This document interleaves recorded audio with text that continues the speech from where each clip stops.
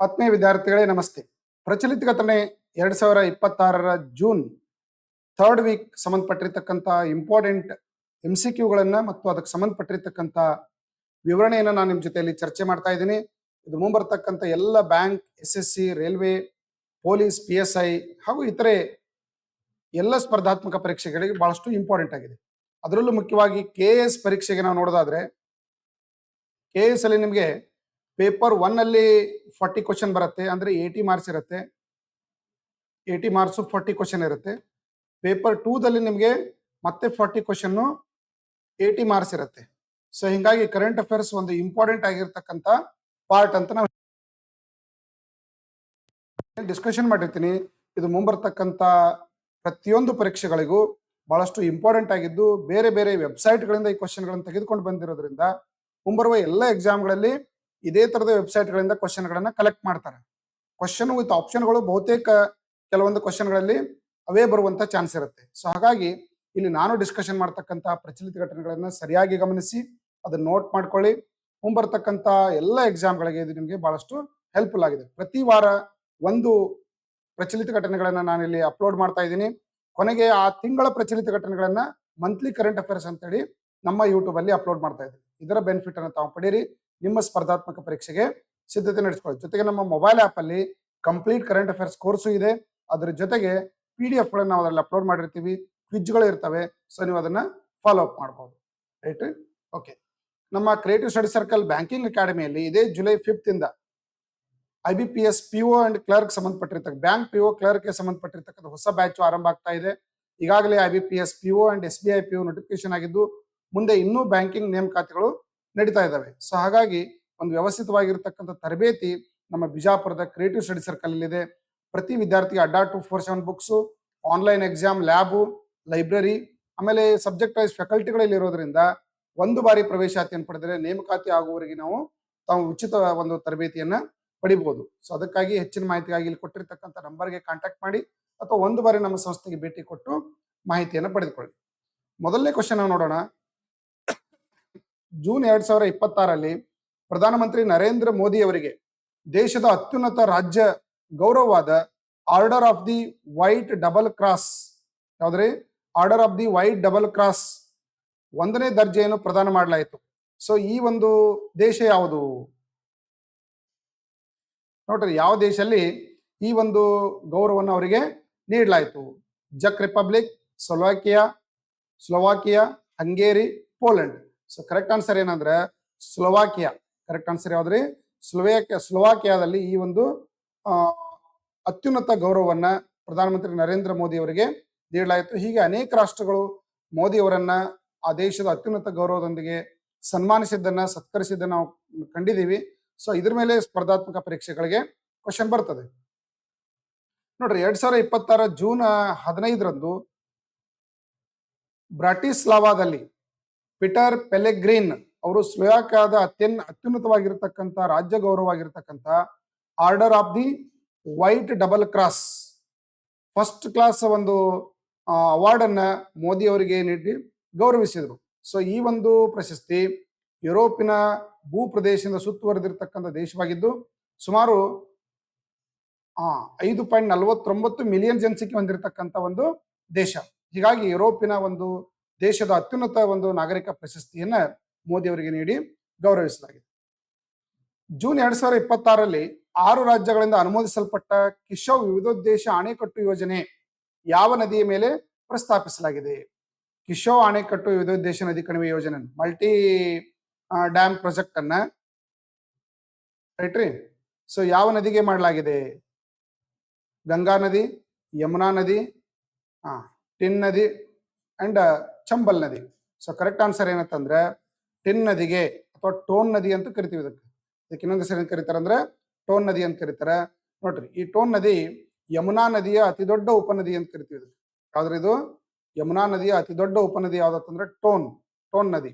ಗೃಹ ಸಚಿವ ಅಮಿತ್ ಶಾ ಅವರು ಇತ್ತೀಚೆಗೆ ಈ ಅದರ ಸುತ್ತಮುತ್ತಲೂ ಬಾಧಿತವಾಗಿರತಕ್ಕಂಥ 6 ರಾಜ್ಯಗಳೊಂದಿಗೆ ಒಟ್ಟುಗೂಡಿ ಈ ಒಂದು ಅಣೆಕಟ್ಟು ನಿರ್ಮಾಣ ಮಾಡಲಿಕ್ಕೆ ಯೋಜನೆ ರೂಪಿಸಿದ್ರು. ಅದರಲ್ಲಿ ಯಾವ್ದಂತಂದ್ರೆ ಉತ್ತರ ಪ್ರದೇಶ್, ಆಮೇಲೆ ಉತ್ತರಾಖಂಡ್, ನೆಕ್ಸ್ಟ್ ಇನ್ನೊಂದು ಹಿಮಾಚಲ್ ಪ್ರದೇಶ್, ರೈಟ್ರಿ? ಆಮೇಲೆ ದೆಹಲಿ, ರೈಟ್ ರೀ. ಇನ್ನೊಂದು ಏನಂತಂದ್ರೆ ಹರಿಯಾಣ, ಯಾವ್ದ್ರಿ ಹರಿಯಾಣ. ಇಷ್ಟು ರಾಜ್ಯಗಳು ಜಂಟಿಯಾಗಿ ಈ ಒಂದು ಕಿಶೋರ್ ವಿವಿಧೋದ್ದೇಶ ನದಿ ಕಣಿವೆ ಯೋಜನೆಯನ್ನ ರೂಪಿಸಿದ್ದು, ಈ ಎಲ್ಲ ರಾಜ್ಯಗಳು ಒಂದಿಲ್ಲೊಂದು ಲಾಭವನ್ನ ಎಲ್ಲಿ ಏನ್ ಮಾಡ್ಬೋದು, ನೌಕಾಯಾನ ಸೌಲಭ್ಯವನ್ನು ಪಡಿಬಹುದು, ನೀರಾವರಿ ಸೌಲಭ್ಯವನ್ನು ಪಡೆದಾಗಿರ್ಬೋದು, ವಿದ್ಯುತ್ ಸಂಪರ್ಕವನ್ನ ಹಿಮಾಚಲ ಪ್ರದೇಶ ವಿದ್ಯುತ್ ಅನ್ನ ಇಲ್ಲಿ ಪಡಿಬಹುದು. ಆಮೇಲೆ ನೀರನ್ನ ವಿವಿಧ ಉದ್ದೇಶ, ಕುಡಿಯುವ ನೀರು ಆಗಿರ್ಬೋದು, ಕೃಷಿಗೆ ಆಗಿರ್ಬೋದು, ಕೈಗಾರಿಕೆಗಳಾಗಿರ್ಬೋದು, ಹೀಗೆ ಹಲವಾರು ಉದ್ದೇಶ ಇಟ್ಟುಕೊಂಡು ಈ ಅಣೆಕಟ್ಟನ್ನು ನಿರ್ಮಾಣ ಮಾಡಲಾಗಿದ್ದು, ಈ 6 ರಾಜ್ಯಗಳು ಇದರ ಬೆನಿಫಿಟ್ ಅನ್ನು ಪಡಿತಕ್ಕಂತ ರಾಜ್ಯಗಳಾಗಿದ್ದಾವೆ ಅಂತ ಹೇಳ್ಬೋದು. ಫಿಫಾ ವಿಶ್ವಕಪ್ ಪಂದ್ಯದ ಆರಂಭಿಕ ರೈಟ್ ರೀ 11ರಲ್ಲಿ ಸ್ಥಾನ ಪಡೆದ ಭಾರತೀಯ ಮೂಲದ ಮೊದಲ ಫುಟ್ಬಾಲ್ ಆಟಗಾರ ಯಾರು? ವಿಕಾಸ್ ದೊರ್ಸೋ, ಸಪ್ರೀತ್ ಸಿಂಗ್, ನಿಶಾನ್ ವೇಲುಪಿಡೆ, ಯಾನ್ ಡಂಗಾ. ಸೊ ಕರೆಕ್ಟ್ ಆನ್ಸರ್ ಏನಂತಂದ್ರ ಆಪ್ಷನ್ ಬಿ, ಸಪ್ರೀತ್ ಸಿಂಗ್. ಸಪ್ರೀತ್ ಸಿಂಗ್ ಅವರು ಈ ಒಂದು ಪ್ರಶಸ್ತಿಯನ್ನು ಫಿಫಾ ವರ್ಲ್ಡ್ ಕಪ್ ಪಂದ್ಯದ ಆರಂಭಿಕ 11ರಲ್ಲಿ ಸ್ಥಾನ ಪಡೆದಿರ್ತಕ್ಕಂಥ ಭಾರತೀಯ ಮೂಲದ ಮೊದಲ ಫುಟ್ಬಾಲ್ ಆಟಗಾರ ಅಂತೇಳಿ ಅವ್ರನ್ನ ಕರೆಯಲಾಗಿದೆ. ಯಾರು? ಸಪ್ರೀತ್ ಸಿಂಗ್. ಸಪ್ರೀತ್ ಸಿಂಗ್ ಇದೇ ಜೂನ್ 15, 2026ರಂದು ಫಿಫಾ ವಿಶ್ವಕಪ್ 2026 ಪಂದ್ಯವನ್ನು ಪ್ರಾರಂಭಿಸಿದ ಭಾರತೀಯ ಮೂಲದ ಮೊದಲ ಆಟಗಾರ ಅಂತೇಳಿ ಇವರನ್ನ ಕರೆಯಲಾಗಿದೆ. ಸೊ ಲಾಸ್ ಏಂಜಲೀಸ್ ನ ಕ್ರೀಡಾಂಗಣದಲ್ಲಿ ನಡೆದಿರತಕ್ಕಂತ ಗ್ರೂಪ್ ಜಿ ಅಂದ್ರೆ ಇರಾನ್ ವಿರುದ್ಧ ನ್ಯೂಜಿಲೆಂಡ್ ತಂಡವನ್ನು ಪ್ರತಿನಿಧಿಸುವಾಗ ಇವರು ಈ ಒಂದು ಸಾಧನೆಯನ್ನು ಮಾಡಿದ್ದಕ್ಕಾಗಿ ಈಗ ವಿಶ್ವಕಪ್ ಫುಟ್ಬಾಲ್ ಪಂದ್ಯವನ್ನು ಆಡ್ತಾ ಇರತಕ್ಕಂತ ಮೊದಲ ಭಾರತೀಯ ಆಟಗಾರ ಅಂತ ಹೇಳಿ ಇವರನ್ನ ಕರೆಯಲಾಗ್ತಾ ಇದೆ. 2026ರ US ಇರಾನ್ ಒಪ್ಪಂದದ ಅಡಿಯಲ್ಲಿ ಟೋಲ್ ಫ್ರೀ ಶಿಪ್ಪಿಂಗ್ ಮತ್ತು ಅನಿಯಂತ್ರಿತ ಹಾದು ಹೋಗುವಿಕೆ ಯಾವ ಆಯಕಟ್ಟಿನ ಪ್ರಮುಖ ಜಲಮಾರ್ಗವನ್ನು ಪುನರುಚ್ಚರಿಸಲಾಗಿದೆ? ನೋಡ್ರಿ, ಇತ್ತೀಚೆಗೆ ಮಧ್ಯ ಏಷ್ಯಾದಲ್ಲಿ ಅಮೆರಿಕ ಮತ್ತು ಇರಾನ್ ನಡುವೆ ಒಂದು ಪ್ರಮುಖವಾಗಿರ್ತಕ್ಕಂಥ ಕಾದಾಟ ನಡೆದಿದ್ದನ್ನ ನಾವು ನೋಡ್ತಾ ಇದ್ದೀವಿ. ಇದ್ರ ಜೊತೆಗೆ ಇನ್ನೊಂದು ಏನಂತಂದ್ರೆ ಇಸ್ರೇಲು ಅಮೆರಿಕ ಜೊತೆಗೆ ಸೇರಿತ್ತು. ಸೊ ಹಿಂಗಾಗಿ ಈ ವಿವಾದ ಕಾರಣಕ್ಕೆ ಮುಖ್ಯವಾಗಿರ್ತಕ್ಕಂಥ ಒಂದು ಅಂಶ ಯಾವುದು ಅಂತಂದ್ರೆ ಹಾರ್ಮುಜಾ ಜಲಸಂಧಿಯನ್ನ ಇರಾನ್ ಬಂದ್ ಮಾಡಿದ್ದು. ಹಾರ್ಮುಜಾ ಜಲಸಂಧಿ ಮಧ್ಯ ಏಷ್ಯಾದಲ್ಲಿ ಇರ್ತಕ್ಕಂಥ ತೈಲ ನಿಕ್ಷೇಪಗಳಿಂದ ತೆಗೆದಿರ್ತಕ್ಕಂಥ ಕಚ್ಚಾ ತೈಲವನ್ನ ಇತರೆ ಯುರೋಪಿಯನ್ ದೇಶಗಳಿಗೆ ಮತ್ತು ಏಷ್ಯನ್ ದೇಶಗಳಿಗೆ ಸಪ್ಲೈ ಮಾಡ್ತಕ್ಕಂಥ ಮಾರ್ಗ. ಅದು ಎರಡು ಜಲಸಂಧಿ ನಡುವೆ ಇರತಕ್ಕಂಥದ್ದು ಮಾರ್ಗ. ಈ ಜಲಸಂಧಿ ಕಂಪ್ಲೀಟ್ ಆಗಿ ಇರಾನ್ ನಿಯಂತ್ರಣದಲ್ಲಿ ಇರೋದ್ರಿಂದ ಇದನ್ನ ಇರಾನ್ ಏನ್ ಮಾಡ್ತಾ ಇದೆ, ಅದನ್ನ ರೆಸ್ಟ್ರಿಕ್ಷನ್ ಆಗ್ತಾ ಇದೆ ಅಲ್ಲಿ ಹಡಗುಗಳು ಹೋಗ್ಲಿಕ್ಕೆ. ಸೊ ಅದನ್ನ ನಿಯಂತ್ರಣ ಮಾಡ್ಲಿಕ್ಕೆ ಇರಾನ್ಗೆ ಅವಕಾಶ ಇಲ್ಲ. ಇದು ಅಂತಾರಾಷ್ಟ್ರೀಯ ಒಂದು ಜಲಮಾರ್ಗ ಅಂತ ತಿಳ್ಕೊಂಡು ಅಮೆರಿಕ ಏನ್ ಮಾಡ್ತಾ ಇದೆ ವಾದನ್ನ ಮಾಡ್ತಾ ಇದೆ. ಸೊ ಹೀಗಾಗಿ ಇದನ್ನ ಕುರಿತು ಇತ್ತೀಚೆಗೆ ಅಮೆರಿಕ ಮತ್ತು ಇರಾನ್ ನಡುವೆ ಏನಾಗಿದೆ ಅಂದ್ರೆ ಒಪ್ಪಂದಕ್ಕೆ ಬರಲಾಗಿದೆ. ಅದು ಯಾವ ಜಲಸಂಧಿ ಕುರಿತು ಅಂತಂದ್ರೆ ಹಾರ್ಮುಜಾ ಜಲಸಂಧಿ ಅಂತ ನಾವು ಇದನ್ನ ಕರಿಬಹುದು. Next, QS world university ranking ನಲ್ಲಿ 2027ರಲ್ಲಿ ಅತ್ಯುನ್ನತ ಶ್ರೇಯಾಂಕವನ್ನು ಸಾಧಿಸಿದ ಭಾರತೀಯ ವಿಶ್ವವಿದ್ಯಾಲಯ ಯಾವುದು? IIT Bombay, IIT Delhi, IIT Bengaluru, IISc Bengaluru, then Delhi ವಿಶ್ವವಿದ್ಯಾಲಯ. ನೋಡ್ರಿ, QS ವರ್ಲ್ಡ್ ಯೂನಿವರ್ಸಿಟಿ ಅಂತಂದ್ರೆ ಜಗತ್ತಿನಲ್ಲೇ ಅತ್ಯುನ್ನತ ಗುಣಮಟ್ಟದ ವಿಶ್ವವಿದ್ಯಾಲಯಗಳ ಪಟ್ಟಿಯನ್ನ ಪ್ರತಿ ವರ್ಷ ಅನೌನ್ಸ್ ಮಾಡಲಾಗ್ತಾ ಇದೆ. 2027ರ ಅತ್ಯುನ್ನತ ರ್ಯಾಂಕ್ ನಲ್ಲಿ ಇರ್ತಕ್ಕಂಥ ವಿಶ್ವವಿದ್ಯಾಲಯಗಳ ಪಟ್ಟಿಯಲ್ಲಿ ಸೇರಿರ್ತಕ್ಕಂಥ ಭಾರತದ ವಿಶ್ವವಿದ್ಯಾಲಯ ಯಾವ್ದಂದ್ರೆ IIT ಡೆಹಲಿ. ಯಾವ್ದ್ರಿ? IIT ಡೆಹಲಿ ಅತ್ಯುನ್ನತ ರ್ಯಾಂಕ್ ಅಲ್ಲಿ ಸೇರಿರ್ತಕ್ಕಂಥ ವಿಶ್ವವಿದ್ಯಾಲಯ. ಅತ್ಯುನ್ನತ ಅಂತಂದ್ರೆ 118ನೇ ರ್ಯಾಂಕ್ ನಲ್ಲಿ ಇದೆ. ದೆಹಲಿ ಎಷ್ಟೇ ರ್ಯಾಂಕ್ ಅಲ್ಲಿ ಇದೆ? 118ನೇ ರ್ಯಾಂಕ್ ನಲ್ಲಿದ್ದು ಭಾರತೀಯ ಒಂದು ವಿಶ್ವವಿದ್ಯಾಲಯ ಅಂತ ಹೇಳಿದನ್ನ ಗುರುತಿಸಲ್ಪಟ್ಟಿದೆ. ನೋಡ್ರಿ, ಹಿಂದಿನ ವರ್ಷಕ್ಕಿಂತ 5 ಸ್ಥಾನ ಮೇಲೆ, ಅಂದ್ರೆ ಕಳೆದ ವರ್ಷ ಇದು ಎಷ್ಟಿತ್ತು ಅಂತಂದ್ರೆ 123ನೇ ಸ್ಥಾನದಲ್ಲಿತ್ತು.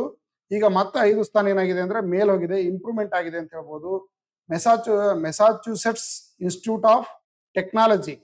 ನೋಡ್ರಿ, ಸುಮಾರು 15 ವರ್ಷಗಳ ಅಮೆರಿಕಾದ ಮೆಸಾಚುಸೆಟ್ಸ್ ಇನ್ಸ್ಟಿಟ್ಯೂಟ್ ಆಫ್ ಟೆಕ್ನಾಲಜಿ ಅತ್ಯುನ್ನತ ಒಂದು ಸ್ಥಾನದಲ್ಲಿ ಇರ್ತಕ್ಕಂಥ ವಿಶ್ವವಿದ್ಯಾಲಯ ಅಂತ ಹೇಳಿದನ್ನ ಕರೆಯಲಾಗಿದೆ.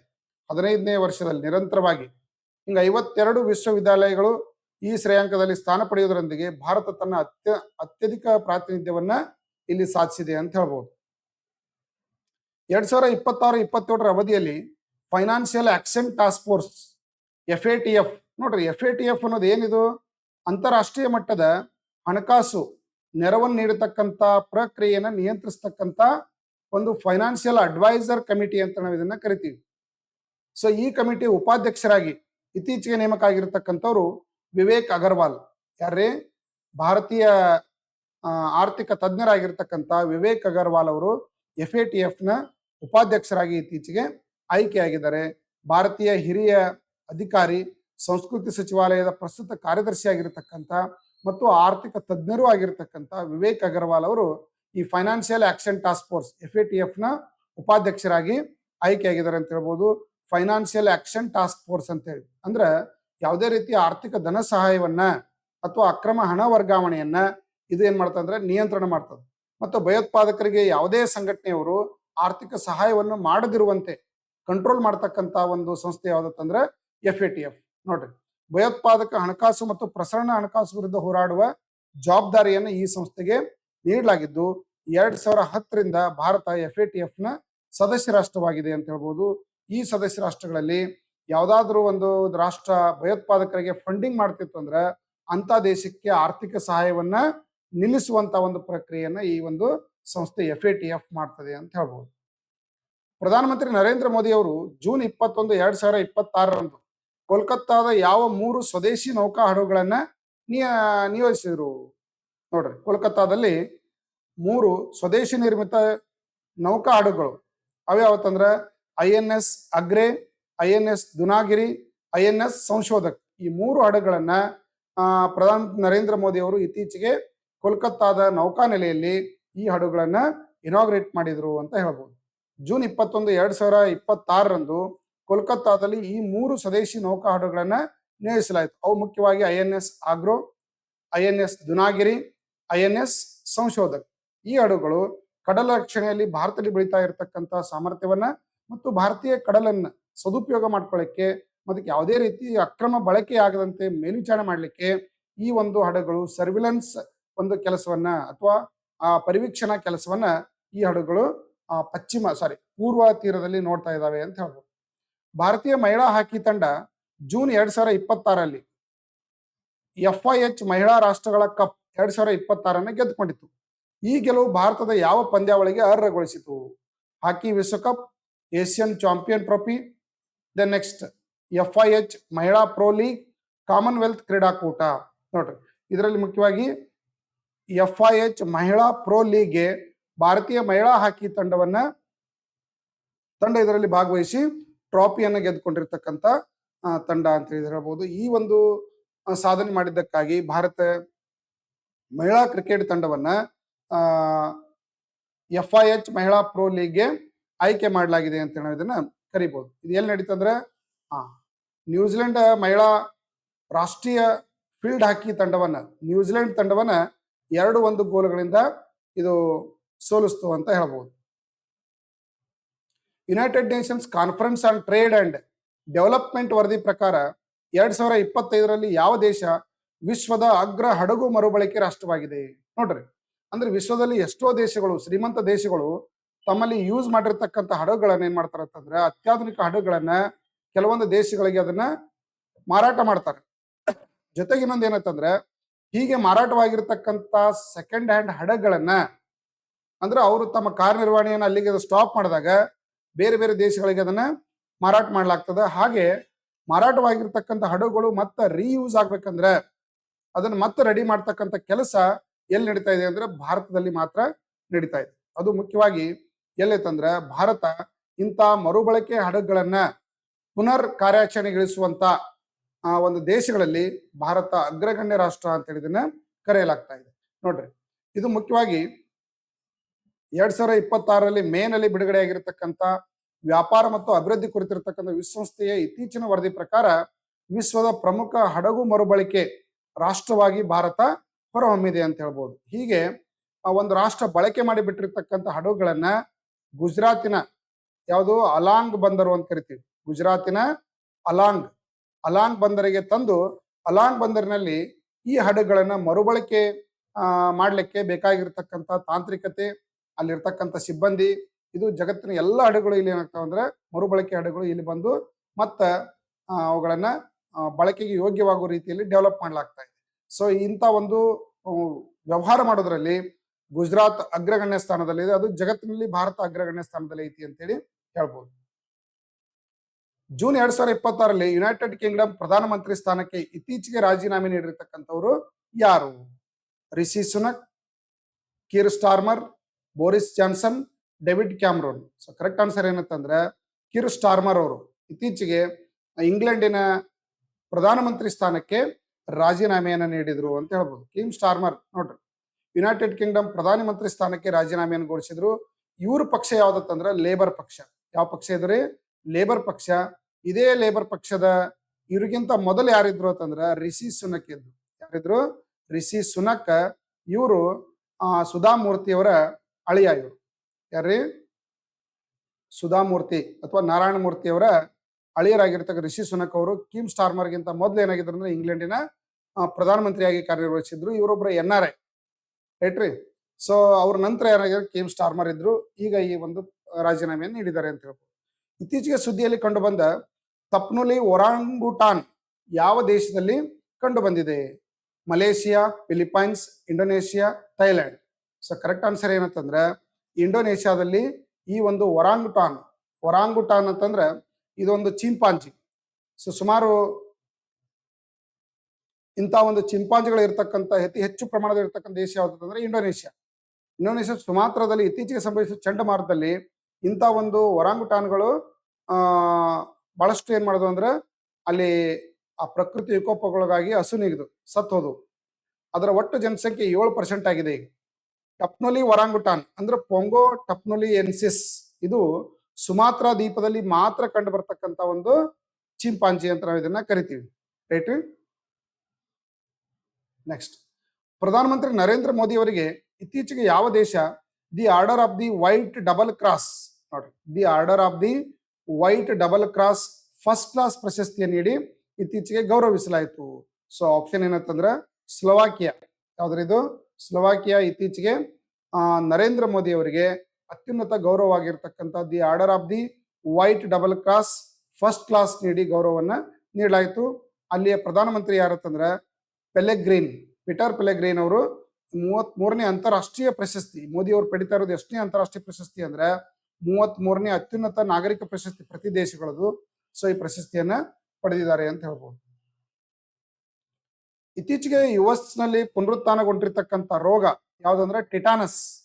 ಯಾವ ಏಜೆಂಟ್ ನಿಂದ ಉತ್ಪನ್ನ ಆಗುತ್ತದೆ? ಯಾವ್ದ್ರ ಇದು? ಬ್ಯಾಕ್ಟೀರಿಯಾದಿಂದ ಹರಡ್ತಕ್ಕಂಥ ರೋಗ ಇದು. ಯಾವ್ದ್ರಿಂದ ಇದು? ಬ್ಯಾಕ್ಟೀರಿಯಾದಿಂದ ಹರಡುವಂತ ರೋಗ ಅಂತ ಕರಿತೀವಿ. ಮುಖ್ಯವಾಗಿ ಅಮೆರಿಕಾದಲ್ಲಿ ಈ ರೋಗ ಹೆಚ್ಚಿನ ಪ್ರಮಾಣದಲ್ಲಿ ಕಂಡು ಬರ್ತಾ ಇದೆ. ಮುಖ್ಯವಾಗಿ ಶರೀರದ ಒಂದು ನರಮಂಡಲಕ್ಕೆ ಪರಿಣಾಮ ಬೀರ್ತಕ್ಕಂಥ ರೋಗ ಇದಾಗಿದೆ ಅಂತ ಹೇಳಿದನ್ನ ಕರಿಬಹುದು. ಹಮ್ಟಾಲಿವಾ ಮಾವ್ಲಿಂಗೋಟ್ ಎಂಬ ಹೊಸ ಜಾತಿಯ ಲಿಂಕ್ಸ್ ಜೇಡವನ್ನು ಇತ್ತೀಚೆಗೆ ಯಾವ ರಾಜ್ಯದಲ್ಲಿ ಕಂಡು ಹಿಡಿಯಲಾಗಿದೆ? ಇದು ಕ್ವಶನ್ ಏನಂದ್ರೆ ಪರಿಸರ ಅಧ್ಯಯನ ಅಂತ ಏನ್ ಬರ್ತಲ್ಲ ಅದರ ಒಂದು ಏರಿಯಾದ ಮೇಲೆ ಕೇಳ್ತಕ್ಕಂಥ ಪ್ರಶ್ನೆ ಇದು. ಎಕಾಲಜಿ ಅಂತ ಹೇಳಿ. ಎಕಾಲಜಿ ಒಳಗೆ ಕೇಳ್ತಕ್ಕಂಥ ಯಾವುದೇ ಕರೆಂಟ್ ಅಫೇರ್ಸ್ ಕ್ವಶನ್ಗಳು ಏನಾಗಿರ್ತಾವ ಅಂದ್ರೆ ಲೇಟೆಸ್ಟ್ ಅಲ್ಲಿ ಏನೇನ್ ಡೆವಲಪ್ಮೆಂಟ್ಗಳಾಗಿರ್ತವೆ ಅದ್ರ ಮೇಲೆ ಕ್ವಶನ್ ಕೇಳ್ತಾರೆ. ರೈಟ್ ರೀ. ಈ ಒಂದು ಜೇಡ ಯಾವ ರಾಜ್ಯದಲ್ಲಿ ಕಂಡು ಬಂದಿದೆ? ಆಪ್ಷನ್ ಬಿ, ಮೇಘಾಲಯ ರಾಜ್ಯದಲ್ಲಿ ಕಂಡು ಬಂದಿದೆ. ಎಲ್ಲಿ ಕಂಡು ಬಂದಿದೆ ಇದು? ಮೇಘಾಲಯ ರಾಜ್ಯದಲ್ಲಿ ಕಂಡು ಬಂದಿದೆ ಅಂತ ಹೇಳ್ಬೋದು.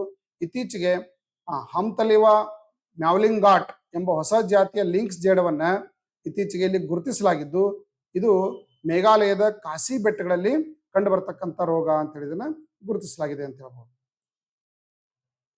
ಇತ್ತೀಚೆಗೆ ಸುದ್ದಿಯಲ್ಲಿ ಕಂಡು ಬಂದ ಕ್ರೋನ್ ಕಾಯಿಲೆಯನ್ನು ಪ್ರಾಥಮಿಕವಾಗಿ ಯಾವ ರೀತಿಯ ರೋಗ ಎಂದು ವರ್ಗೀಕರಿಸಲಾಗಿದೆ?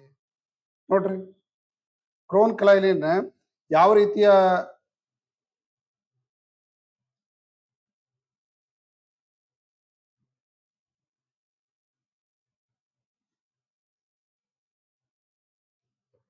ರೋಗ ಅಂತ ಹೇಳಿದನ್ನ ಗುರುತಿಸಲಾಗಿದೆ ಅಂತ ನಾವು ಇದನ್ನ ಹೇಳ್ಬೋದು. ನೋಡ್ರಿ, ಕ್ರೋನ್ ಕಾಯಿಲೆ ಯಾವ ಶರೀರದ ಯಾವ ಅಂಗಕ್ಕೆ ಸಂಬಂಧಪಟ್ಟಿದೆ ಅಂತ ಕ್ವಶನ್ ಬರ್ಬೋದು ನಮಗಿಲ್ಲಿ. ಸೊ ಮುಖ್ಯವಾಗಿ ಉರಿಯೂತದ ಕರುಳಿನ ಕಾಯಿಲೆ, ಕರುಳಿಗೆ ಬರ್ತಕ್ಕಂಥ ಲಂಗ್ಸ್ಗೆ ಬರ್ತಕ್ಕಂಥ ಒಂದು ಕಾಯಿಲೆ. ಇದು ಅತ್ಯಂತ ಉರಿಯೂತವನ್ನ ಸೃಷ್ಟಿ ಮಾಡ್ತದೆ. ಮುಖ್ಯವಾಗಿ ಈ ಒಂದು ರೋಗ ಜೀನ್ಸ್ ಚಟುವಟಿಕೆಯಲ್ಲಿನ ಬದಲಾವಣೆಯನ್ನ ಮ್ಯಾಪ್ ಮಾಡಲಾಗಿದೆ ಅಂತ ಹೇಳ್ಬೋದು.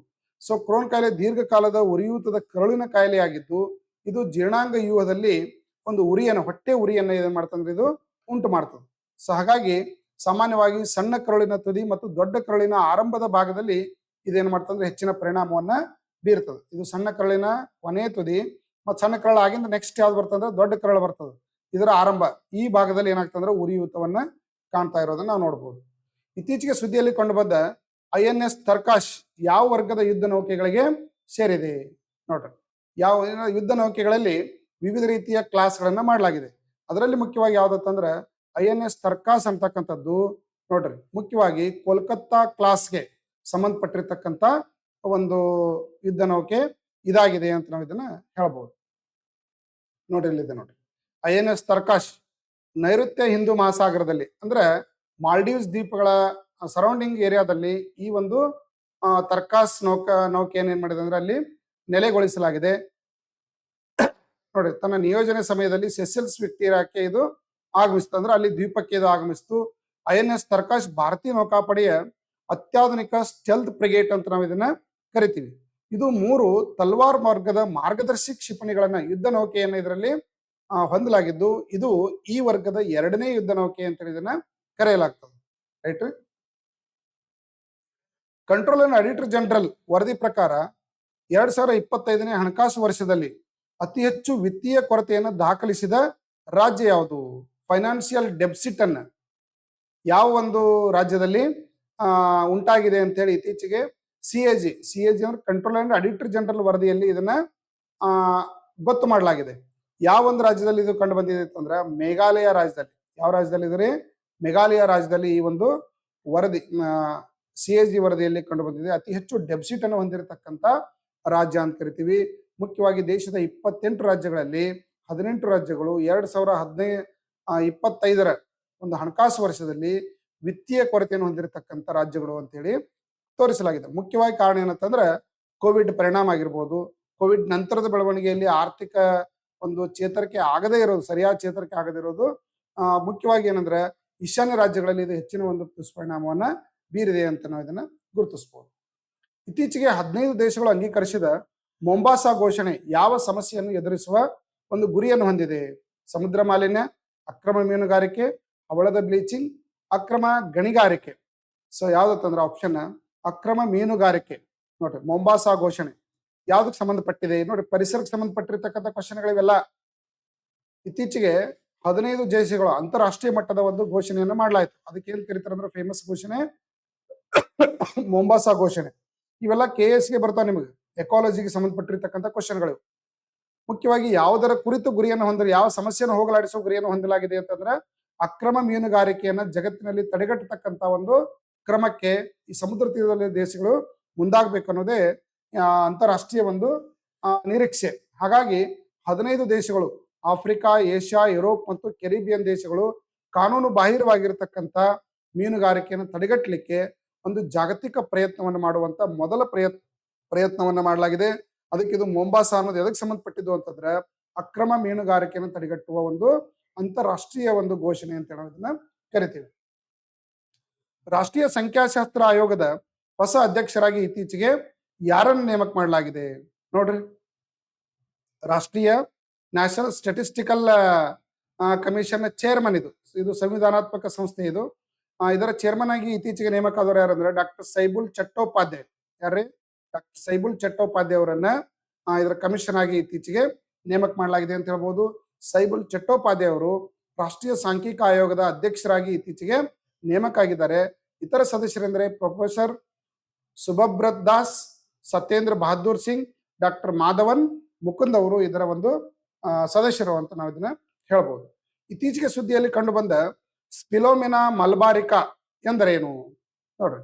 ಸ್ಪಿಲೋಮಿನಾ ಮಲ್ಬಾರಿಕಾ ಅನ್ನೋದು ಕಣಜದ ಒಂದು ಜಾತಿಯ ಒಂದು ಹೂ ಅಂತ ನಾವು ಇದನ್ನ ಕರಿತೀವಿ ನೋಡ್ರಿ. ಇದೊಂದು ಕಣಜದ ಹೊಸ ಜಾತಿ, ಇದೊಂದು ಹುಳು. ಇದು ಮುಖ್ಯವಾಗಿ ಕೇರಳದ ಕೊಯ್ಕೋಡಲ್ಲಿ ಈ ಒಂದು ಹುಳು ಪತ್ತೆಯಾಗಿದ್ದು ಇದನ್ನೇನ್ ಕರೀತಾರೆ ಅಂದ್ರೆ ಮಲ್ಬಾರಿಕಾ ಎಂದು ಹೆಸರನ್ನು ಇದಕ್ಕೆ ಇಡಲಾಗಿದೆ. ಈ ಮಾದರಿಯ ಒಂದು ಹುಳುಗಳು ಇತ್ತೀಚೆಗೆ ಅಲ್ಲಿ ಕಂಡು ಬಂದಿದೆ ಅಂತ ನಾವು ಇದನ್ನ ಗುರುತಿಸಬಹುದು. 2026ರಿಂದ 2035ರವರೆಗೆ international tribunal for the law of the sea ನ್ಯಾಯಾಧೀಶರಾಗಿ ಅಂದ್ರೆ ಅಂತಾರಾಷ್ಟ್ರೀಯ ಒಂದು ಸಮುದ್ರದ ವಿವಾದಗಳನ್ನು ಬಗೆಹರಿಸಲಿಕ್ಕೆ international tribunal for the law of the sea ನ್ಯಾಯಾಧೀಶರಾಗಿ ಆಯ್ಕೆಯಾಗಿರ್ತಕ್ಕಂಥ ಭಾರತೀಯ ನ್ಯಾಯಾಧೀಶರು ಯಾರು ನೋಡ್ರಿ? ಬಿಮಲ್ ಎನ್ ಯಾರು ಇದರಲ್ಲಿ ಬಿಮಲ್ ಎನ್ ಅವರು ಅಂತಾರಾಷ್ಟ್ರೀಯ ಜಲ ವಿವಾದಗಳನ್ನು ಸಮುದ್ರದ ವಿವಾದಗಳನ್ನು ಬಗೆಹರಿಸಲಿಕ್ಕೆ ನೇಮಕವಾಗಿರ್ತಕ್ಕಂಥ ನ್ಯಾಯಾಧೀಶರು ಬಿಮಲ್ ಎನ್ ಪಟೇಲ್ ಅಂತ ಹೇಳಿವ್ರನ್ನ ನಾವು ಕರಿತೀವಿ. 2026ರಿಂದ 2035ರವರೆಗೆ ಇಲ್ಲಿ ನ್ಯಾಯಾಧೀಶರಾಗಿ ಇವರು ಕಾರ್ಯವನ್ನು ನಿರ್ವಹಿಸ್ತಾರೆ.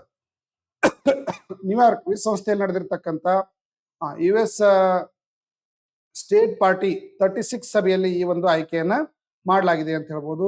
2026ರಂದು ನೀರು ಚಡ್ಡಾ ಅವರು ಉತ್ತರಾಧಿಕಾರಿಯಾಗಿ ಇವರು ಆಯ್ಕೆಯಾಗಿದ್ರು. ಇದಕ್ಕಿಂತ ಮೊದಲು ಭಾರತದ ನ್ಯಾಯಾಧೀಶರು ಯಾರಾಗಿದ್ರು ಅಂದ್ರೆ ನೀರು ಚಡ್ಡಾ ಅವರಿದ್ರು. ಅವರ ಉತ್ತರಾಧಿಕಾರಿಯಾಗಿ ಬಿಮಲ್ ಎನ್ ಪಟೇಲ್ ಅವರನ್ನ ನೇಮಕ ಮಾಡಲಾಗಿದೆ ಅಂತ ಹೇಳ್ಬೋದು. 2026-27ರ ಅವಧಿಗೆ ಫೈನಾನ್ಷಿಯಲ್ ಆಕ್ಷನ್ ಟಾಸ್ಕ್ ಫೋರ್ಸ್ ನ ಉಪಾಧ್ಯಕ್ಷರಾಗಿ ಯಾವ ಭಾರತೀಯನನ್ನ ಆಯ್ಕೆ ಮಾಡಲಾಗಿದೆ? ಯಾವ ಭಾರತೀಯನನ್ನ ಆಯ್ಕೆ ಮಾಡಲಾಗಿದೆ ನೋಡ್ರಿ, ವಿವೇಕ್ ಅಗರ್ವಾಲ್. ಆಲ್ರೆಡಿ ಇದನ್ನ ನಾವು ಡಿಸ್ಕಷನ್ ಮಾಡಿದೀವಿ ಈಗ. ಸೊ ಇನ್ನೊಂದ್ಸಲ ಇದು ರಿಪೀಟ್ ಆಗಿದೆ ಕ್ವಶನ್. ಇದು ವಿವೇಕ್ ಅಗರ್ವಾಲ್ ಅವರನ್ನ FATF ನ ಉಪಾಧ್ಯಕ್ಷರನ್ನಾಗಿ ಇವರನ್ನ ಆಯ್ಕೆ ಮಾಡಲಾಗಿದೆ ಅಂತ ಹೇಳ್ಬೋದು. ನಿರ್ಭಯ್ ಚೇತನ ಉಪಕ್ರಮ ನೋಡ್ರಿ, ಇದು ಒಂದೊಂದು ರಾಜ್ಯಗಳು ವಿಶೇಷವಾಗಿರ್ತಕ್ಕಂಥ ಕಾರ್ಯಕ್ರಮವನ್ನು ಸ್ಟಾರ್ಟ್ ಮಾಡಿರ್ತಾವ. ನಿರ್ಭಯ್ ಚೇತನ ಉಪಕ್ರಮ ಯಾವ ಸಚಿವಾಲಯದಲ್ಲಿ ಪ್ರಾರಂಭಿಸಲಾಯಿತು? ಕೇಂದ್ರದ ವಿವಿಧ ಸಚಿವಾಲಯದಲ್ಲಿ ಹಲವಾರು ಯೋಜನೆಗಳು ಆರಂಭ ಆಗ್ತಾವು. ಪ್ರತಿ ವರ್ಷ ಆರಂಭ ಆಗಿರತಕ್ಕಂಥ ಇಂಪಾರ್ಟೆಂಟ್ ಆಗಿರತಕ್ಕಂಥ ಯೋಜನೆಗಳು ಯಾವುವು, ಅದರ ಉದ್ದೇಶಗಳು, ಮುಖ್ಯಾಂಶಗಳು ಏನಿರ್ತವೆ, ಮತ್ತು ಯಾವ ಇಲಾಖೆಯಿಂದ ಅಥವಾ ಯಾವ ರಾಜ್ಯದಿಂದ ಇದನ್ನ ಅನೌನ್ಸ್ ಮಾಡಲಾಯಿತು ಅನ್ನೋದನ್ನ ಪ್ರಶ್ನೆಯನ್ನು ಕೇಳಾಗ್ತಾ ಇದೆ. ಸೊ ಹಾಗಾಗಿ ಈ ನಿರ್ಭಯ್ ಚೇತನ ಅಂತಕ್ಕಂಥ ಉಪಕ್ರಮವನ್ನ ಅಂದ್ರೆ ಈ ಒಂದು ಯೋಜನೆಯನ್ನ ಪಂಚಾಯತ್ ರಾಜ್ ಸಚಿವಾಲಯ, ಕೇಂದ್ರದ ಪಂಚಾಯತ್ ರಾಜ್ ಸಚಿವಾಲಯದ ಅಡಿಯಲ್ಲಿ ಈ ಒಂದು ಯೋಜನೆಯನ್ನ ಹಮ್ಮಿಕೊಳ್ಳಲಾಗಿದೆ ಅಂತ ಹೇಳ್ಬೋದು. ನಿರ್ಭಯ್ ಚೇತನ ಒಂದು ಕಾರ್ಯಕ್ರಮದ ಅಡಿಯಲ್ಲಿ ಮಹಿಳಾ ಸುರಕ್ಷತೆ, ಮಹಿಳಾ ಹಕ್ಕುಗಳು ಮತ್ತು ಘನತೆ, ಲಿಂಗ ಸಮಾನತೆ ಮುಂತಾದವುಗಳ ಕುರಿತು ಚುನಾಯಿತ ಪ್ರತಿನಿಧಿಗಳ ಒಂದು ಜವಾಬ್ದಾರಿಯನ್ನ ಕುರಿತು ಒಂದು ಅರಿವು ಮೂಡಿಸ್ತಕ್ಕಂಥ ಕಾರ್ಯಕ್ರಮವನ್ನ ಇಲ್ಲಿ ಮಾಡ್ಲಾಗ್ತಾ ಇದೆ ಅಂತ ಹೇಳ್ಬೋದು. ಡಾಂಗ್ಪೆಂಗ್ 17 ಎಂಬುದು ಯಾವ ದೇಶದಿಂದ ಅಭಿವೃದ್ಧಿಪಡಿಸಲ್ಪಟ್ಟ ಹೈಪರ್ಸಾನಿಕ್ ಕ್ಷಿಪಣಿ ಅಂತ ಹೇಳಿದನ್ನ ಕರೆಯಲಾಗ್ತಾ ಇದೆ? China, Australia, Israel, Japan. ನೋಡ್ರಿ, ಡಾಂಗ್ಪೆಂಗ್ 17 ಎಂಬುದು ಯಾವ ದೇಶದಿಂದ ಅಭಿವೃದ್ಧಿಪಡಿಸಲ್ಪಟ್ಟ ಹೈಪರ್ಸಾನಿಕ್ ಕ್ಷಿಪಣಿ ಅಂತ ಕರಿತೀವಿ? ಇದು ಯಾವ ದೇಶ ಅಂದ್ರೆ ಚೀನಾ ದೇಶ ಅಭಿವೃದ್ಧಿಪಡಿಸಿರ್ತಕ್ಕಂಥ ಒಂದು ಕ್ಷಿಪಣಿ ಆಗಿದ್ದು ಡಾಂಗ್ಪೆಂಗ್ 17 ಯಾವ್ದಿದ್ರಿ? ಡಾಂಗ್ಪೆಂಗ್ 17 ಕ್ಷಿಪಣಿ ಆಗಿದ್ದು ಚೀನಾದ ಘನ ಇಂಧನ ಮತ್ತು ಮಧ್ಯಮ ಶ್ರೇಣಿಯ ಹೈಪರ್ಸಾನಿಕ್ ಬ್ಯಾಲಿಸ್ಟಿಕ್ ಕ್ಷಿಪಣಿ ಅಂತ ನಾವು ಇದನ್ನ ಕರಿತೀವಿ. 2019ರಲ್ಲಿ ಇದನ್ನ ಅಧಿಕೃತವಾಗಿ ಲಾಂಚ್ ಮಾಡಿದ್ರು. ಇತ್ತೀಚೆಗೆ ಅದನ್ನ ಏನ್ ಮಾಡಿದ ಅಂದ್ರೆ ಪರೀಕ್ಷೆಗೆ ಒಳಪಡಿಸಲಾಯಿತು ಅಂತ ಹೇಳ್ಬೋದು. ಭಾರತದ ಮೊಟ್ಟ ಮೊದಲ 3D ಪ್ರಿಂಟಿಂಗ್ ಕೃತಕ ಬಂಡೆಗಳ ಯೋಜನೆಗಾಗಿ ಇತ್ತೀಚೆಗೆ ಸುದ್ದಿಯಲ್ಲಿ ಕಂಡು ಬಂದ ರಾಮನಾಥಪುರಂ ಯಾವ ರಾಜ್ಯದಲ್ಲಿ ಕಂಡು ಬರ್ತಾ ಇದೆ? ನೋಡಿ, ರಾಮನಾಥಪುರಂ ಫೇಮಸ್ ಆಗಿರ್ತಕ್ಕಂಥ ನಗರ ಇದು.